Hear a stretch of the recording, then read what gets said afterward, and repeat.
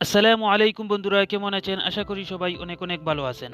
তো আজকের এই ভিডিওতে আমি আপনাদেরকে দেখাবো কিভাবে আপনি ভেক্টর কার্টুন তৈরি করবেন। অর্থাৎ আপনার কোনো ছবি অথবা আপনার প্রিয়জনের কোনো ছবিকে মাত্র এক ক্লিকেই কিভাবে আপনি ভেক্টর কার্টুন বানাবেন।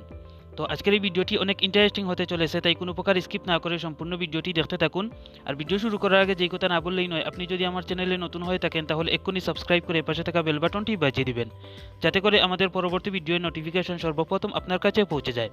আর অলরেডি যদি সাবস্ক্রাইব করে থাকেন তাহলে অসংখ্য অসংখ্য ধন্যবাদ। তাহলে চলুন ভিডিও শুরু করি।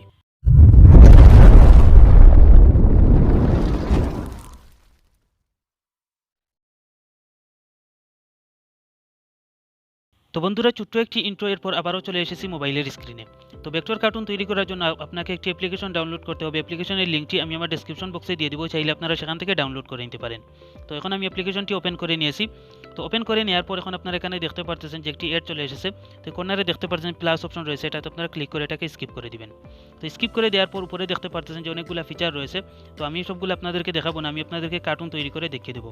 তো এখানে দেখতে পাচ্ছেন যে কার্টুন অপশন রয়েছে, এটাতে আপনারা ক্লিক করবেন। তো এটাতে ক্লিক করে দেওয়ার পর এখন আপনারা এখানে দেখতে পারতেছেন যে অনেকগুলা সিম্পল আপনাদের সামনে চলে এসেছে। তো আপনাদের যেই রকম সিম্পল আপনাদের প্রয়োজন আপনারা এখান থেকে সিলেক্ট করে নেবেন। তো আমি আপনাদেরকে দেখানোর জন্য এটা সিলেক্ট করে নিচ্ছি।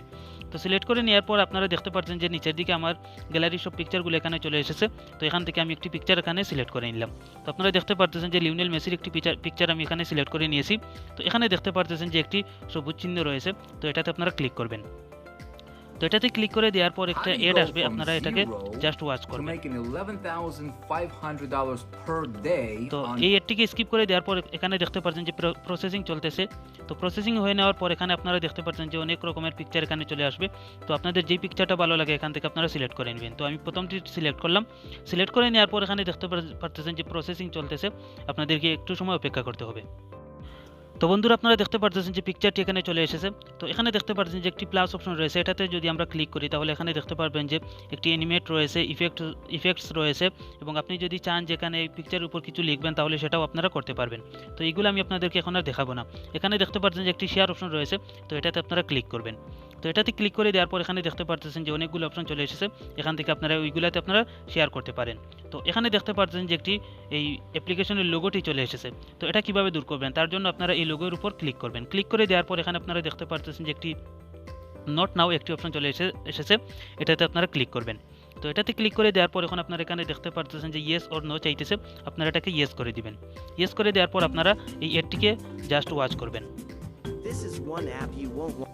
তো বন্ধুরা, এডটি দেখার পর দেখতে পারতেছেন যে পিকচারটি আমাদের সামনে এখন চলে এসেছে। তো এখন আপনি পিকচারটি কিভাবে সেভ করবেন। তো উপরের দিকে এখানে দেখতে পারতেছেন যে 3 ডট মেনু রয়েছে, এটাতে আপনারা ক্লিক করবেন। তো এটাতে ক্লিক করে দেওয়ার পর এখন আপনারা এখানে দেখতে পারতেছেন যে সেভ টু ডিভাইস একটি অপশন চলে এসেছে, এটাতে আপনারা ক্লিক করবেন। তো ক্লিক করে দেওয়ার পর আপনারা চলে যাবেন গ্যালারিতে। আমি আপনাদেরকে গ্যালারিতে গিয়ে দেখিয়ে দিচ্ছি পিকচারটি আমাদের কেমনভাবে সেভ হলো। তো বন্ধুরা, আপনারা দেখতে পাচ্ছেন যে পিকচারটি খুব সুন্দরভাবে আমাদের গ্যালারিতে সেভ হয়ে গেছে। তো বন্ধুরা, এইভাবে মাত্র 1 মিনিটের ভিতরে আপনি খুব সুন্দরভাবে আপনার ফটো অথবা আপনার প্রিয়জনের ফটো দিয়ে ভেক্টর কার্টুন বানাতে পারেন। তো ভিডিওটি যদি আপনাদের কাছে ভালো লাগে তাহলে অবশ্যই একটি লাইক দিয়ে দিবেন। আর এখনও যদি আমার চ্যানেলটি সাবস্ক্রাইব না করে থাকেন তাহলে এক্ষুনি সাবস্ক্রাইব করে পাশে থাকা বেল বাটনটি বাজিয়ে দিবেন।